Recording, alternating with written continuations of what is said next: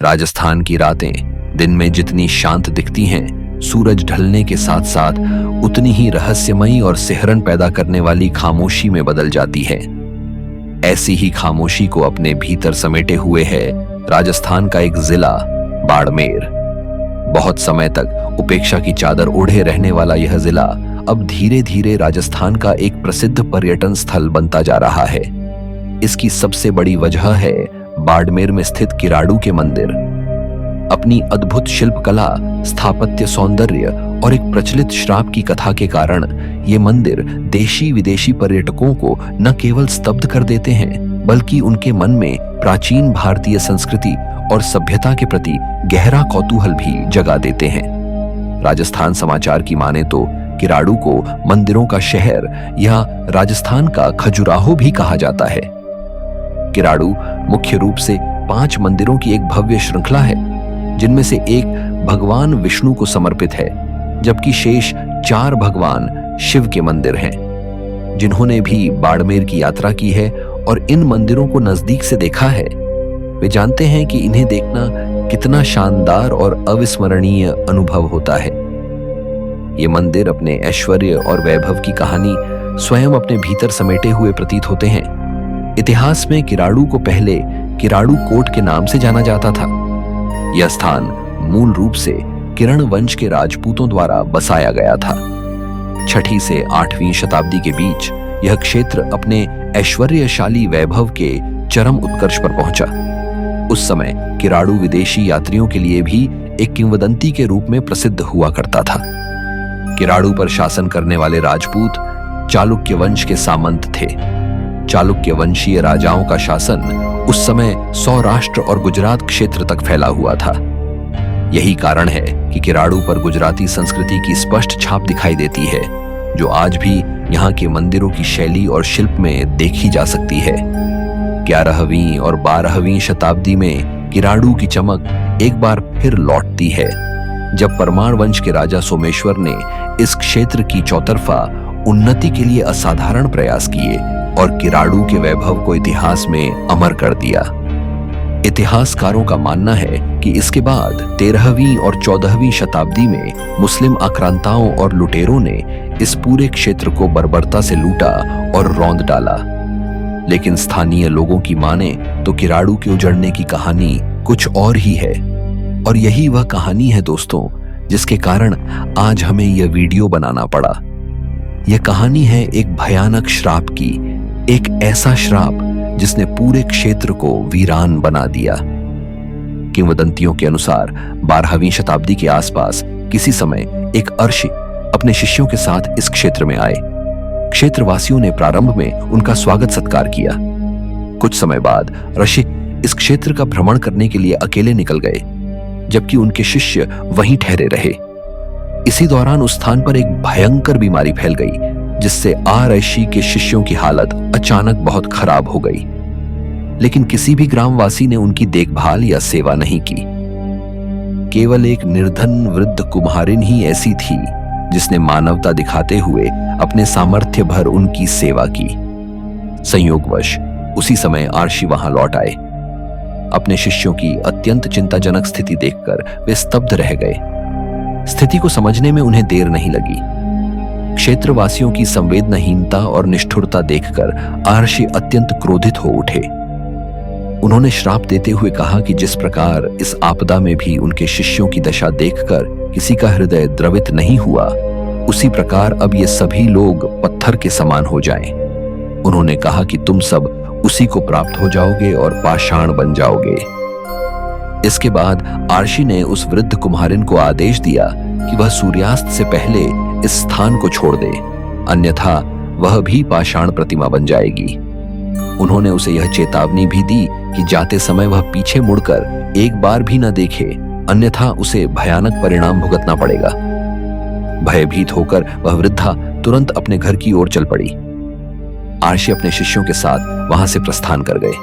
लेकिन जब वह वृद्धा अपने सामान के साथ उस स्थान को छोड़ रही थी, तो उसके मन में ऋषि के श्राप को लेकर संदेह उत्पन्न हो गया।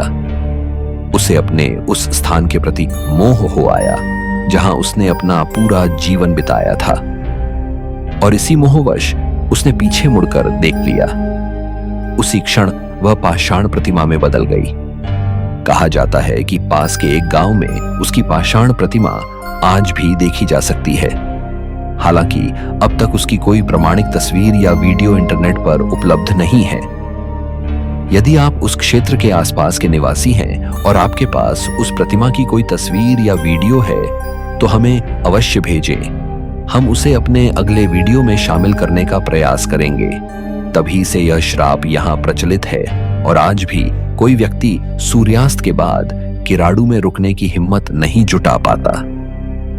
यह श्राप कथा रहस्य प्रेमी पर्यटकों को विशेष रूप से आकर्षित करती है और उनके भीतर यह उत्कंठा जगाती है कि वे स्वयं आकर इस इतिहास और रहस्य को महसूस करें। लेकिन श्राप की कथा से इतर किराड़ू के मंदिरों का वास्तु सौंदर्य और भव्यता वास्तव में अद्भुत है।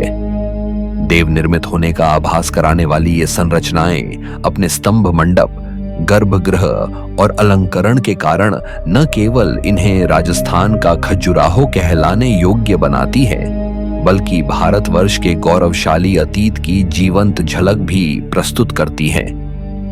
रहस्य प्रेमियों और इतिहास में रुचि रखने वालों की ओर से भारत सरकार और राजस्थान सरकार से यही निवेदन है कि वे भारत की ऐसी गौरवशाली धरोहरों का संरक्षण और संवर्धन निरंतर करते रहें।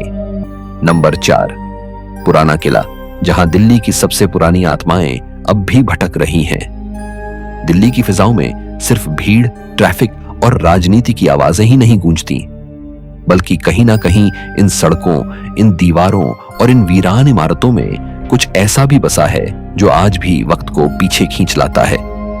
ऐसी ही एक जगह है पुराना किला। यमुना नदी के किनारे दिल्ली चिड़ियाघर के बगल में खड़ा यह किला किसी आम इमारत की तरह दिखाई देता है, लेकिन इसकी दीवारें सदियों पुरानी चीखों से भरी पड़ी हैं। यहाँ हर पत्थर जैसे अपनी जुबान में कुछ कहता है, लेकिन वो भाषा आम इंसान की समझ से परे है। यही कारण है कि लोग आज भी दावा करते हैं कि पुराना किला सिर्फ एक ऐतिहासिक ढांचा नहीं, बल्कि एक जीवित और भटकती आत्माओं का ठिकाना है। इतिहासकारों का मानना है कि जहां आज पुराना किला खड़ा है, वहीं कभी पांडवों की राजधानी इंद्रप्रस्थ थी। यानी ये जगह सिर्फ मुगल इतिहास से नहीं, बल्कि महाभारत काल से जुड़ी हुई है। और जब कोई जगह इतने हजारों साल पुराने कालखंडों से होकर गुजरती है, तो उसमें सिर्फ पत्थर नहीं रहते, उसमें यादें, गवाह और भूत भी बस जाते हैं। पुराना किला सबसे पहले शेर शाह सूरी ने बनवाया था, लेकिन हुमायूं ने इसे दोबारा कब्जे में लिया। कहते हैं जब हुमायूं ने दोबारा किला पाने की कोशिश की तो यहीं की एक ऊंची सीढ़ी से गिरकर उसकी मौत हो गई। कुछ कहते हैं कि उसकी आत्मा आज भी इसी किले के गलियारों में भटकती है, अधूरी बादशाहत की तलाश में। किले के अंदर कई ऐसे हिस्से हैं जिन्हें आम जनता के लिए बंद रखा गया है, खासकर वे तहखाने और सुरंगें जिनका अंत कहीं नहीं दिखता। वहां जाते ही एक अजीब सी ठंडक महसूस होती है, वो भी तब जब बाहर तपती धूप हो। कई बार लोग बताते हैं कि सुरंगों के पास खड़े होकर उन्हें किसी के सांस लेने की आवाज सुनाई दी, जैसे कोई बहुत करीब है लेकिन दिखाई नहीं दे रहा। एक गार्ड ने नाम ना बताने की शर्त पर कहा कि उसने एक रात को किले के पीछे किसी साए को देखा जो तेजी से चला और फिर दीवार में समा गया। उसे लगा कोई चोर है, लेकिन जब उसने देखा कि वहां कोई भी दरवाजा या खिड़की नहीं थी तो उसके रोंगटे खड़े हो गए। इतना ही नहीं, आसपास के लोग बताते हैं कि रात के वक्त जब किला बंद हो जाता है, तब भी अंदर से हल्की हल्की रोशनी की झलकियां और किसी के गुनगुनाने जैसी आवाजें आती हैं। एक स्थानीय चाय वाले ने बताया कि कई बार उसने रात को किले के पास सफेद कपड़ों में किसी स्त्री को घूमते देखा है, लेकिन जब पास जाने की कोशिश की तो वो गायब हो जाती है। क्या वो कोई आत्मा है या फिर इस किले के इतिहास से जुड़ी कोई रानी जिसका नाम किसी दस्तावेज में नहीं आया, लेकिन आत्मा अब भी अपने वजूद को तलाश रही है? पुरातत्व विभाग ने जब यहाँ खुदाई कराई तो नीचे से हजारों साल पुराने बर्तन, हड्डियां और भवनों के अवशेष मिले। यानी ये साफ है कि ये जगह कभी किसी विशाल बस्ती का हिस्सा थी। लेकिन सवाल ये उठता है कि वो सभ्यता अचानक गायब क्यों हो गई? क्या कोई प्राकृतिक आपदा हुई या फिर कोई श्राप जिसने उस पूरी आबादी को मिटा दिया? और अगर वो लोग मारे गए तो क्या उनकी आत्माएं आज भी यही हैं? क्या वो किसी इंसान के फिर से लौटने का इंतजार कर रही हैं जो उन्हें शांति दिला सके? कई युवा और रोमांच प्रेमी रात के समय इस किले के पास जाने की कोशिश करते हैं, लेकिन सुरक्षा गार्ड उन्हें रोक देते हैं। फिर भी कुछ लोगों ने चोरी छिपे यहाँ रात बिताने की कोशिश की है और उनकी कहानियां सुनकर किसी की भी रीढ़ में सिहरन दौड़ जाए। एक युवक ने बताया कि उसने रात को किसी बच्चे के रोने की आवाज सुनी जो हर बार एक ही दिशा से आती थी, लेकिन वहां कोई बच्चा नहीं था। फिर अचानक उसे लगा कि कोई उसके पीछे खड़ा है, लेकिन जैसे ही उसने पलटकर देखा, कुछ भी नहीं था। एक और अजीब बात यह है कि किले के अंदर कई जगह मोबाइल नेटवर्क काम नहीं करता और वहां घड़ी की सुइयां धीमी चलने लगती हैं, जैसे समय भी इस जगह पर रुक गया हो। कुछ लोग तो ये भी मानते हैं कि ये किला एक टाइम पोर्टल की तरह है, जहां हर रात एक पुराना समय फिर से जीवित हो उठता है, लेकिन वो समय सिर्फ आत्माओं का है, इंसानों का नहीं। पुराना किला दिल्ली के सबसे व्यस्त इलाके में स्थित है, फिर भी इसके पास आते ही एक अजीब सा सन्नाटा महसूस होता है, जैसे आवाजें खुद अपनी गति धीमी कर देती हैं। यह सन्नाटा सिर्फ वातावरण का हिस्सा नहीं, ये किसी अधूरी कहानी की गूंज है। और जब वो कहानी बार बार किसी को सुनाने की कोशिश करती है, तो वो गूंज चीखों में बदल जाती है। कई लोग इसे अंधविश्वास मानते हैं, लेकिन जो लोग इस किले में रात बिताने की हिम्मत करते हैं, वो सुबह वही इंसान नहीं रहते जो शाम को यहां आए थे। दिल्ली की चमक दमक के बीच छुपा ये पुराना किला सिर्फ एक पर्यटन स्थल नहीं है, ये एक ऐसी जगह है जहां समय ने अपने निशान छोड़े हैं, जहां आत्माएं अब भी जागती हैं और जहां हर दीवार के पीछे एक अनकही दास्तान दबी पड़ी है।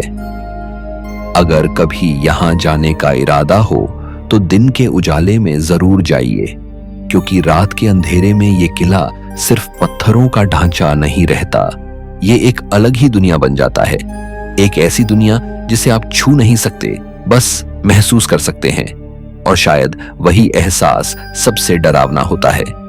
नंबर 3, भूली भटियारी महल। वो दरवाजा जो खुलता तो है, लेकिन लौटने की गारंटी नहीं देता। दिल्ली जहां एक तरफ दुनिया की सबसे तेज रफ्तारें दौड़ती हैं, वहीं दूसरी तरफ कुछ ऐसी जगहें भी हैं जो वक्त के साथ खड़ी रह गईं, बिल्कुल स्थिर, बिल्कुल खामोश।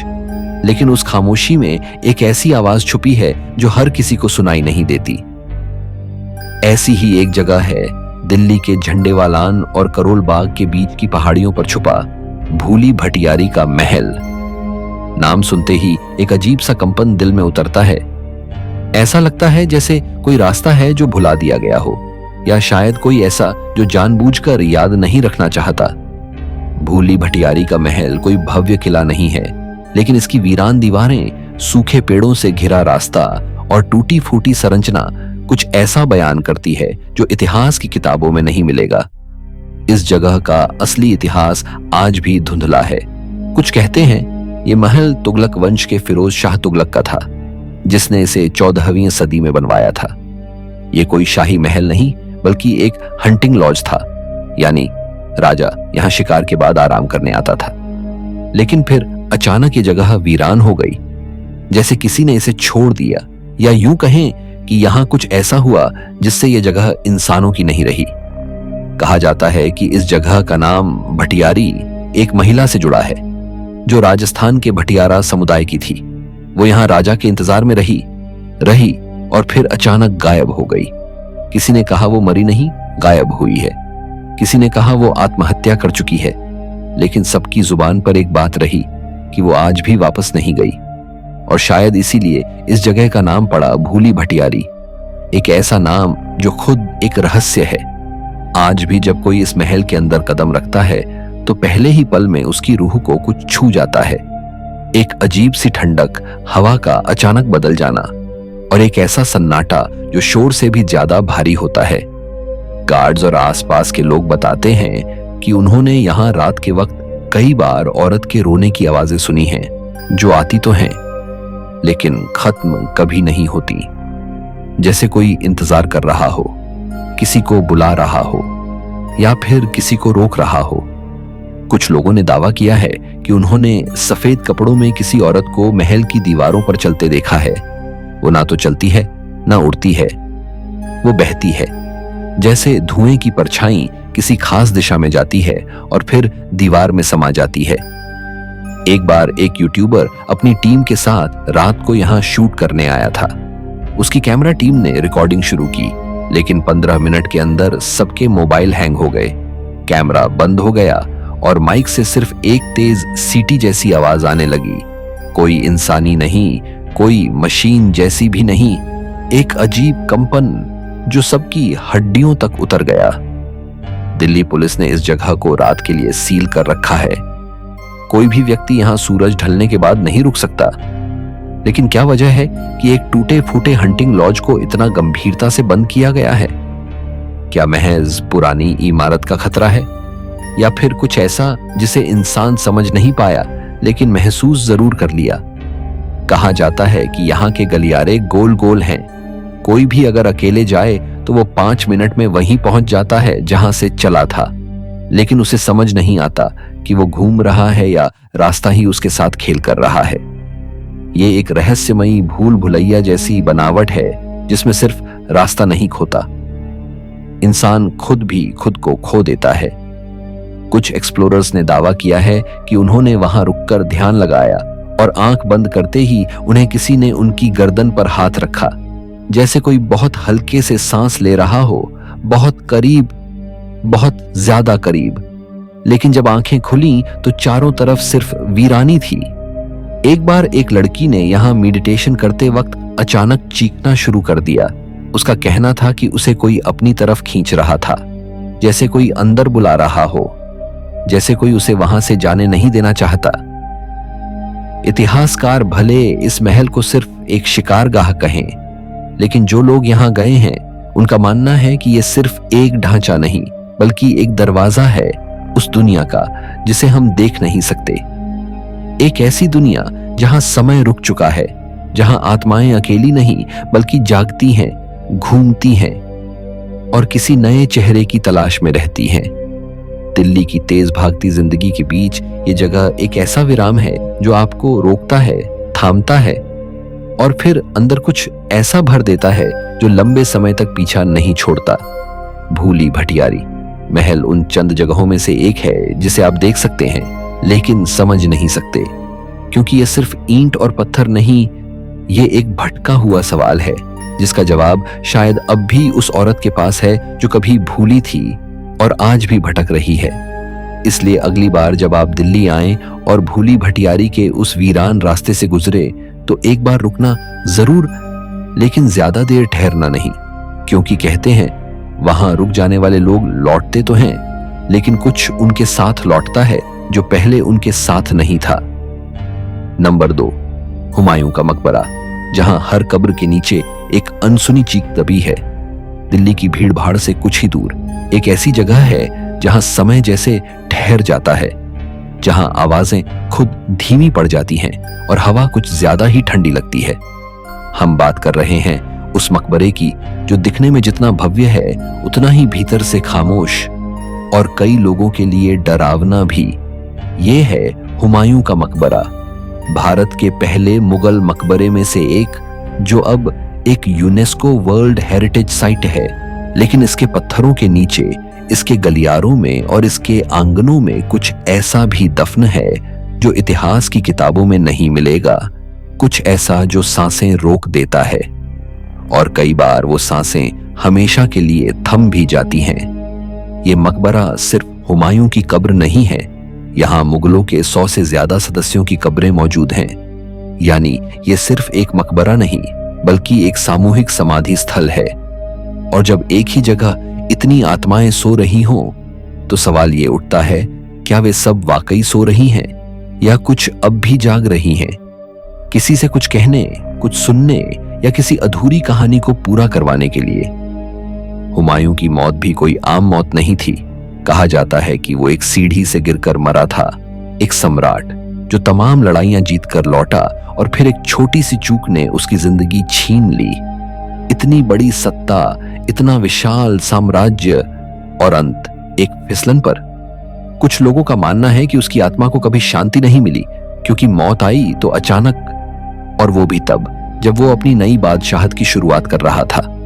शायद यही वजह है कि कुछ पर्यटक जब मकबरे के मुख्य गुंबद के नीचे खड़े होते हैं तो उन्हें किसी के देखने का एहसास होता है, जैसे कोई ऊपर से झांक रहा हो, एक साया जो हर आने जाने वाले को परखता है। दिन में यह मकबरा देखने में बेहद खूबसूरत लगता है। लाल पत्थर और सफेद संगमरमर का मेल, मुगल वास्तुकला की बेमिसाल मिसाल। लेकिन शाम होते ही इसकी शक्ल बदलने लगती है। सूरज जैसे ही नीचे जाता है, इसके गलियारे एक अलग ही एहसास देने लगते हैं। हवा भारी होने लगती है और सन्नाटा चुभने लगता है। कहते हैं कि मकबरे के अंदर बने लंबे गलियारों में जब आप अकेले चलें तो आपके अपने कदमों की आवाज भी आपके खिलाफ हो जाती है। वो गूंज, वो हल्की फुसफुसाहट, और फिर अचानक ऐसा लगता है जैसे कोई बहुत करीब से सांस ले रहा हो। कुछ पर्यटकों ने बताया है कि जैसे ही वे मकबरे के अंदर कदम रखते हैं, उन्हें सिर दर्द, भारीपन या बेचैनी महसूस होती है। एक महिला टूरिस्ट ने कहा कि उसे लगा जैसे कोई उसकी पीठ पर हाथ रखे खड़ा था, लेकिन जब पलटकर देखा तो कोई नहीं था। और जब वो वापस बाहर निकली तो सब कुछ अचानक सामान्य हो गया। ये कोई भ्रम था या मकबरे की दीवारों में कैद कोई आत्मा जो अपनी मौजूदगी दर्ज करवा रही थी। हुमायूं के मकबरे में एक और रहस्यमयी बात है। यहाँ मोबाइल नेटवर्क अक्सर डिस्टर्ब हो जाता है, खासकर गुंबद के नीचे।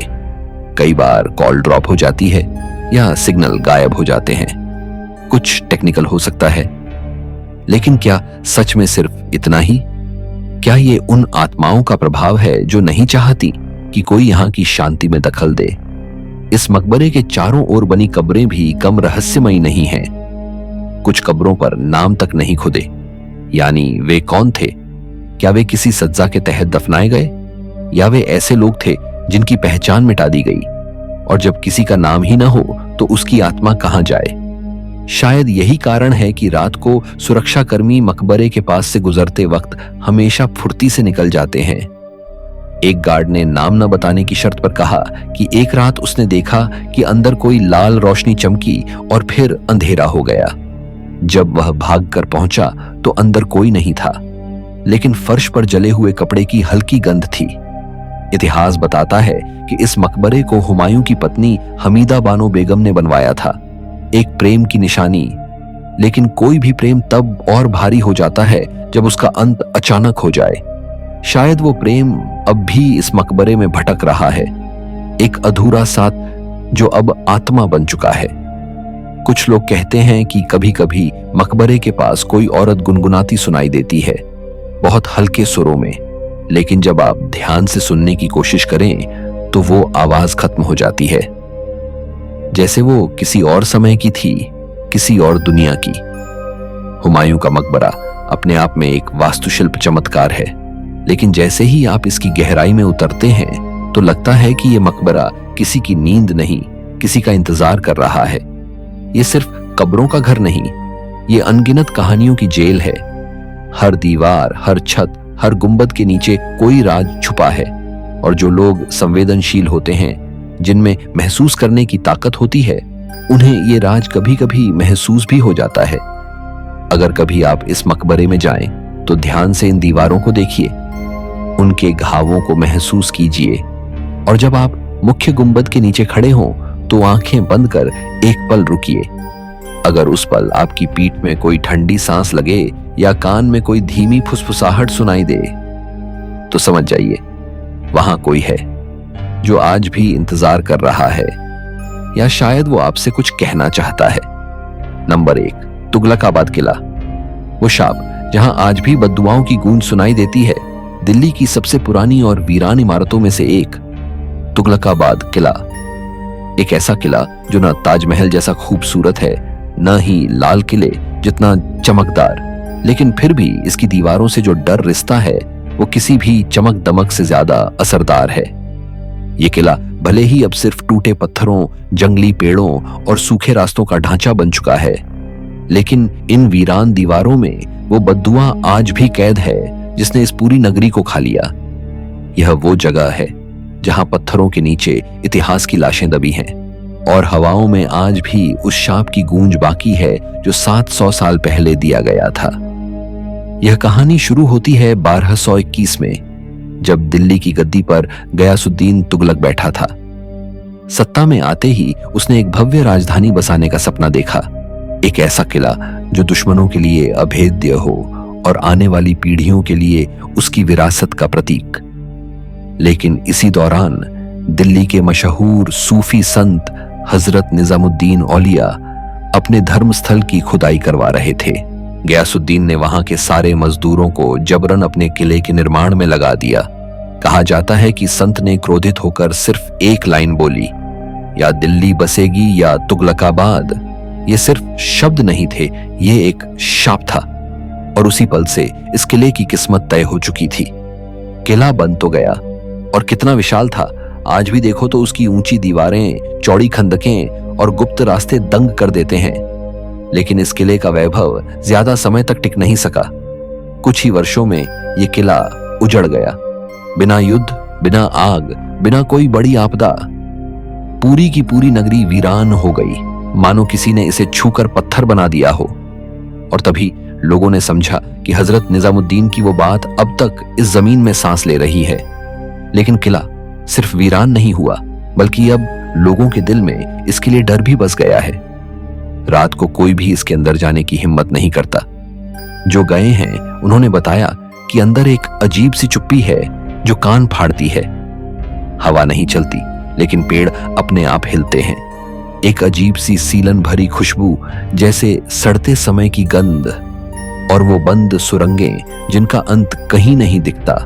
कुछ एक्सप्लोरर्स ने दावा किया कि उन्हें अंदर किसी के चलने की आवाजें सुनाई दी, लेकिन वहां कोई था नहीं। एक बार एक लड़के ने अकेले जाकर लाइव वीडियो बनाया, लेकिन वीडियो में उसकी आवाज के साथ साथ एक और भारी सी आवाज रिकॉर्ड हुई, जो बार बार एक ही शब्द दोहरा रही थी, बेवफा। वीडियो तो बाद में डिलीट हो गया, लेकिन जो उसके साथ हुआ वो दिमाग से कभी नहीं निकला। कहते हैं यहाँ के कुछ तहखानों में वो मजदूर मरे थे जिन्हें बिना आराम दिए दिन रात काम पर लगाया गया। उनकी मौत किसी युद्ध में नहीं, बल्कि थककर, भूख से या निर्माण के दौरान मलबे में दबकर हुई थी। और शायद इसीलिए उनकी आत्माएं अब भी यहाँ भटक रही हैं। कोई राहत नहीं, कोई छुटकारा नहीं, बस इंतजार है, शायद किसी को अपनी अधूरी कहानी सुनाने का। तुगलकाबाद का किला न तो पर्यटन स्थल की तरह महसूस होता है, न ही कोई आम खंडहर। यहां आते ही शरीर पर एक बोझ सा महसूस होता है, सांसें कुछ भारी लगती हैं और समय जैसे धीमा हो जाता है। मोबाइल सिग्नल अचानक गायब हो जाते हैं और कभी कभी तो घड़ी की सुई भी बंद हो जाती है। ऐसा लगता है जैसे इस किले की दीवारें एक अलग ही समय में जी रही हैं, एक ऐसा समय जो अभी खत्म नहीं हुआ। किले के पास रहने वाले कुछ बुजुर्ग बताते हैं कि कई बार रात को अंदर से ढोल की आवाज आती है, जैसे किसी युद्ध का शंखनाद हो रहा हो, लेकिन वहां कोई नहीं होता। कुछ लोगों ने रोशनी की हल्की चमक, परछाइयों की दौड़ और बच्चों के रोने की आवाजें भी सुनी हैं। अब सवाल यह है कि जब यह किला सैकड़ों सालों से वीरान है, तो ये सब किसकी आत्माएं हैं, किसकी चीखें हैं, किसकी छाया है जो इन दीवारों से चिपकी हुई है। एक बार एक फोटोग्राफर रात में एक्सप्लोर करने गया, वापस आया तो उसकी आंखें लाल थीं और मुंह से एक ही बात निकल रही थी, मुझे किसी ने पुकारा, कई बार नाम लेकर। उसने वहां कोई फोटो नहीं खींची, कैमरा काम नहीं कर रहा था, लेकिन उसके मन में जो खिंचाव था वो डरावना था, जैसे वो अब भी वहीं है, जैसे कोई उस पर दावा कर चुका है। शायद यही वजह है कि तुगलकाबाद किले को आज भी दिल्ली का सबसे रहस्यमयी और खौफनाक किला माना जाता है। यह सिर्फ पत्थरों का ढांचा नहीं है, यह एक शापित आत्मा है जो हर दिन सूरज के डूबने के साथ जिंदा हो जाती है और रात के अंधेरे में वो कहानियां दोहराती है जिन्हें इतिहास ने कभी दर्ज नहीं किया। अगर कभी तुम इस किले के पास से गुजरो तो आंखों से मत देखना, दिल से महसूस करना। और अगर हवा में कोई नाम ले, कोई कदम पीछे से सुनाई दे या अचानक शरीर भारी लगने लगे, तो समझ लेना तुम अकेले नहीं हो, कोई और भी है जो आज भी वहीं अटका है, शाप के नीचे, इतिहास के अंदर और समय से बाहर। तो देखा आपने, दिल्ली के वो 5 किले जो आज भी इतिहास से ज्यादा रहस्य समेटे बैठे हैं, ये वो इमारतें हैं जो दिन में भले ही शांत लगे, लेकिन रात के अंधेरे में जैसे जैसे सन्नाटा गहराता है, इनकी दीवारों से डर रिसने लगता है। कहीं अधूरी आत्माएं, कहीं शापित ईंटें और कहीं उन लोगों की चीखें जो इंसाफ के इंतजार में अब भी इन दीवारों में कैद हैं। अगर आप दिल्ली आते हैं तो इन किलों की सैर जरूर कीजिए, लेकिन सिर्फ आंखों से मत देखिए, दिल और चेतना से महसूस कीजिए। और अगर कभी इन रास्तों से गुजरते हुए आपको हवा में कोई फुसफुसाहट सुनाई दे या लगे कि कोई आपकी परछाई के साथ साथ चल रहा है, तो डरिए मत, बस समझ जाइए, दिल्ली आज भी सिर्फ इतिहास नहीं, एक जिंदा रहस्य है। और उस रहस्य की सबसे खौफनाक परछाई इन्हीं किलों में बसती है।